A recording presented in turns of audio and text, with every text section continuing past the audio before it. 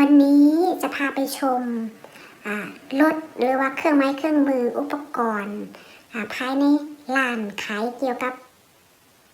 ไม้เป็นไม้ซะส่วนใหญ่เป็นร้านพัสดุเกี่ยวกับการก่อสร้างนี่แหละแต่ว่าจะเป็นจำพวกไม้เนาะไม้มีหลากหลายรูปแบบ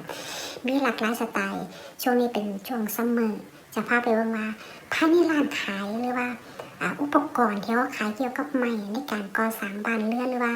สร้างอีหยังก็ตามเนี่ยเขามีรถหรือว่ามีตัวซอยอีหยังในการเขาเรียกนี่อะไรตัวซอยในการยกหรือว่าเคลื่อนความสูงหรือว่าน้ำหนักได้หลายเขามีตัวซอยอีหยังบอกว่ามีรถอีหยังในอยู่ในหันที่ใส่สำหรับเกี่ยวกับการอำนวยความสะดวกในการบริการลูกค้าอีหยังประมาณนี้ไปชมกันค่ะร้านขายใหม่ในตัวจังหวัดไปชมกันค่ะอันนี้ก็คือเป็นบริเวณร้านขายวัสดุก่อสร้างก็ว่าได้แต่ว่าจะเป็นส่วนมากก็คือจะเน้นไปทั้งเกี่ยวกับไม้จะมีอุปกรณ์มีรถหรือว่ามีตัวซอยอำนวยความสะดวกในการ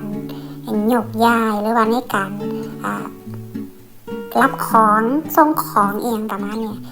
พามาเบิ่งรถที่เขาใส่ในการความอำนวยความสะดวกในร้านขายใหม่แล้วก็มีเขาเอิ้นอย่างละก็จะมีอุปกรณ์หรือว่าเครื่องไม้เครื่องมือที่เขาใส่ดัดแปลงหรือว่าแปลสภาพใหม่เป็นรูปร่างลักษณะต่างๆเองประมาณนี้เห็นมันแบบแปลกตาดีก็เลยเก็บภาพไปแอบถ่าย ไปแอบถ่ายมาให้ดูมี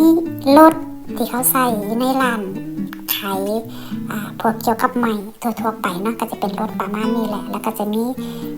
อีกตัวหนึ่งที่เขาใส่แปรลักษณะแปรสภาพไม้เป็นรูปร่างลักษณะต่างๆไปเบิ่งบรรยากาศในร้านกันไปชมกันค่ะ